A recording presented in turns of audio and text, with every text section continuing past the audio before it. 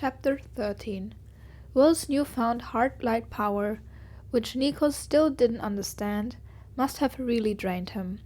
Nico sat on the ground and rested Will's head on his thigh, absent-mindedly stroking his boyfriend's curly blonde mane, while Will slept. Nico wondered if the Care Bear anti-demon display meant that their main worry that Will's powers wouldn't work in the underworld was moot now. But what had made this one ability materialize at that particular moment? Fear? Desperation? Will snored softly, providing no answer. It struck Nico, then, how surreal all this was. In the distance, beyond the river Styx and the walls of Cerberus, was his father's palace, usually a place where he would be welcomed. Now he'd have to avoid Hades at all costs, on his way to Tartarus. Still, a part of him wanted to take Will into Cerberus, teach him to play fetch with Cerberus. Will loved dogs. Then stroll into the throne room and introduce Will to his father, to show Hades that Nico was trying, that he hadn't forgotten Hades' wish that Nico be the one child of his who was happy. That was the most surreal thing of all. Was he happy? Nico wasn't very familiar with this sensation, but he couldn't deny that he felt wonderful in Will's presence. He even longed for the son of Apollo when they were apart.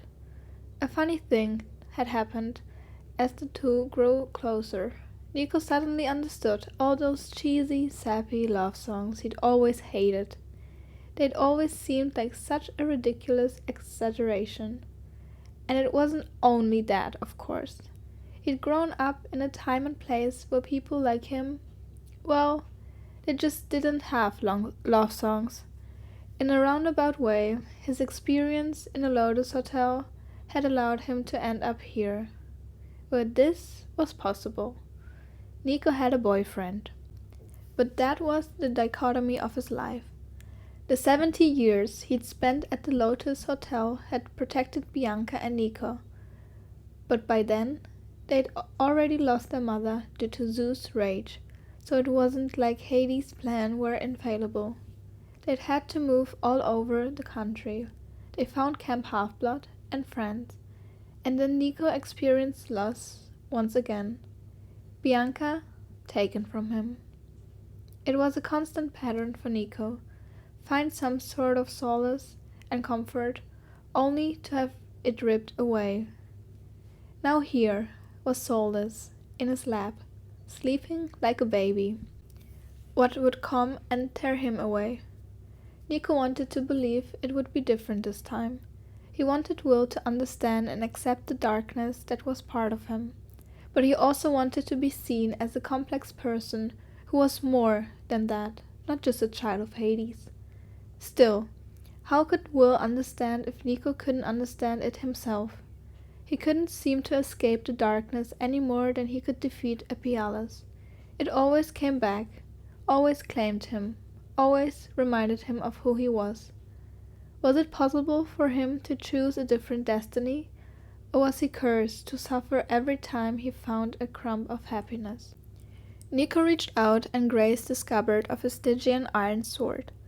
This was far from his first trip to the underworld, but he felt as nervous now as he did that first time, long ago.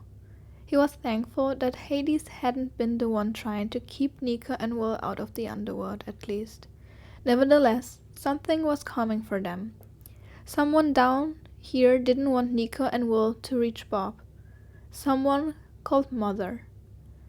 An inkling of an idea started to form in his head, but then Will stirred.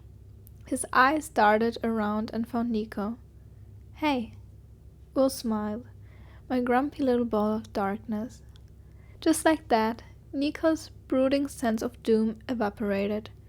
It was ridiculous what Will could do to him with just a smile. "Don't move," he ordered. He dug around in Will's knapsack until he found the ambrosia squares Juniper had made them.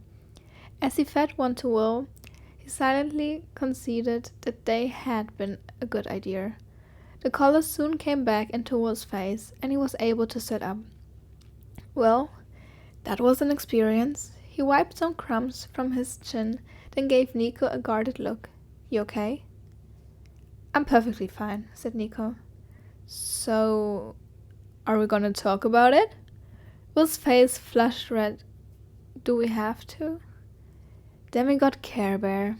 Will reached into his knapsack, retrieved a metal flask, and took a swing of water before handing it to Nico. You're not going to let me hear the end of that, are you? Nico had a drink, then gave the flask back to Will. Why would I? It perfectly describes the fact that light just erupted from your chest. Don't Care Bears shoot their energy from their stomach? Nico waved that off. An unimportant detail. Have you been holding out on me? Did you know you could do that? Not really, Will said, but ever since I found out I could glow, I've been thinking that if my skin could emit light, maybe I could eventually project it outwards. You sliced off some of Apiela's weird tentacles. You're welcome? Nico laughed. Well, at least we know your power still works in the underworld. I'm still pretty tired though, Will said, so I shouldn't use it often. Will it still work once we reach Tartarus? Nico wondered. He really hoped so. After helping Will to his feet, Nico guided him to the bluffs that overlooked the river Styx. Will froze there, seemingly transfixed by the rushing water below. Will? Nico asked, his hand on the small of Will's back. Will shook his head. The nightmare that Abiels gave me. You jumped in the river. What? There's no way I would do that. I should have realized it was a dream once you did, Will said. You basically pressured me into doing it as well. It was... He didn't finish. Nico grabbed his boyfriend's hand and guided him towards the edge of the cliff. As they approached the brink, Nico could sense his reluctance. We're not jumping, Nico assured him. He brought Will closer and pointed down. Look, right at the very edge, a small recess was cut into the rock. The indentation continued downwards, snaking along the side of the cliff, widening into a ledge no bigger than a goat path, only a meter above the raging current. We're taking that? Will asked, his pitch rising with anxiety. We are, said Nico. It's the safest way to stay out of my father's sight. Safest, huh? It's also the only way to get to the troglodyte's new home.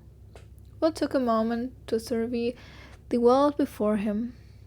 He spent a long time staring at the black walls of Cerberus dotted with torches, and the crowds of smoky grey figures pushing towards the main gates.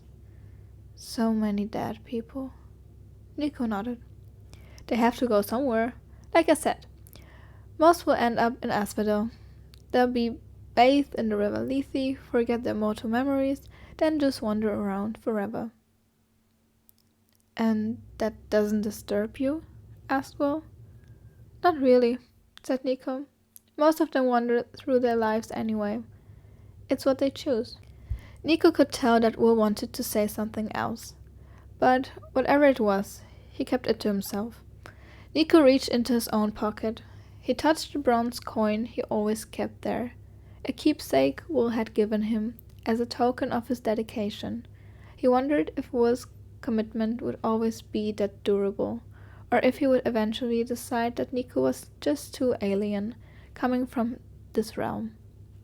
Nico shook off the thought. He led Will down the narrow, twisting path.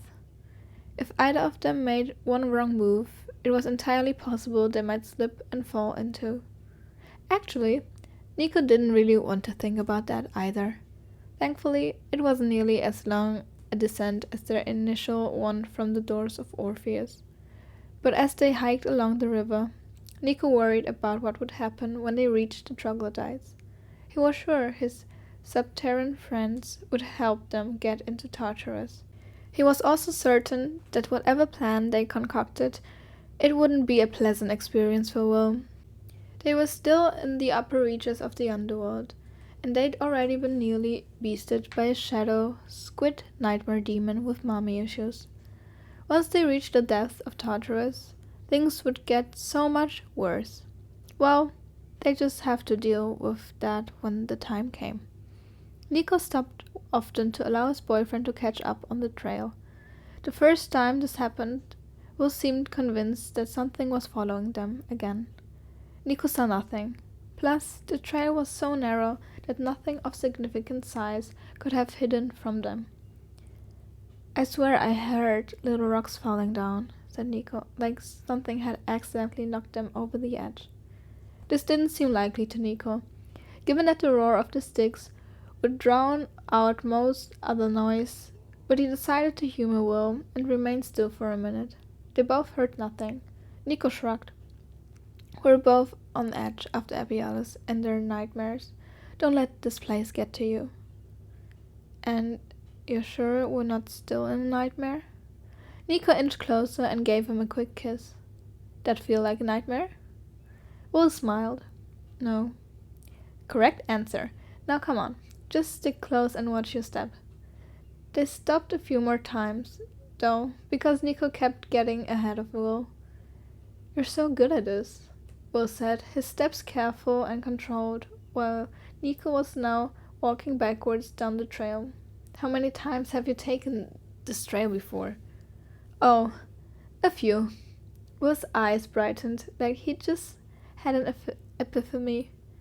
All those times I couldn't find you over the past couple of weeks. This is where you've been, disappearing to. Nico nodded. I wanted to make sure the troglodytes got settled in their new home. There were some challenges, but, well, you'll see what I came up with. The corner of Will's mouth rose. I'm glad you thought about helping them. Well, that's what this quest is all about, isn't it? Said Nico, facing forward. We have to fix what's been broken. I love that about you, Nico D'Angelo. Nico's face flushed. He wasn't sure he'd ever get used to Will being so open and nice, but he was definitely willing to try. The ledge continued downwards, gradually leveling out until it was no more than a narrow path running along the water. The rocks slick with spray from the rapids. As they neared the end of the trail, Nico slowed. You're going to need one of those hoodies you brought, he told Will. We're not going swimming, I promise, but you'll want to get as little of the river Styx on your skin as possible.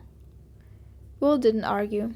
He slipped into a pale blue hoodie that read Camp Half-Blood Counselor across the chest.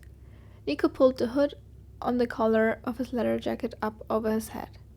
Just follow my lead. He moved ahead, cautiously, hugging the cliff on his right, his face partially rubbing against the dark stone. And then, a reprieve. A wide cave mouth opened up in the side of the cliff, and Nico darted inside, away from the water. Will followed, the hood of his sweatshirt pulled very tight, so that all Nico could see was the tip of Will's nose and his eyes. That's a good look on you, he said. Will pushed his hands out of the end of his sleeve and shuddered. I feel like a turtle. Nico unsheathed his sword. Its dim purple glow didn't do much to illuminate the cave, but Nico knew the way from here. You ready, Will? Will pushed back his hood and let his bushy, blonde hair loose. Ready for what exactly? Nico grinned.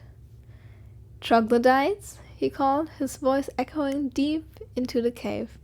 It is Nico D'Angelo, son of Hades. I have returned with my glow-in-the-dark boyfriend, Will Solace.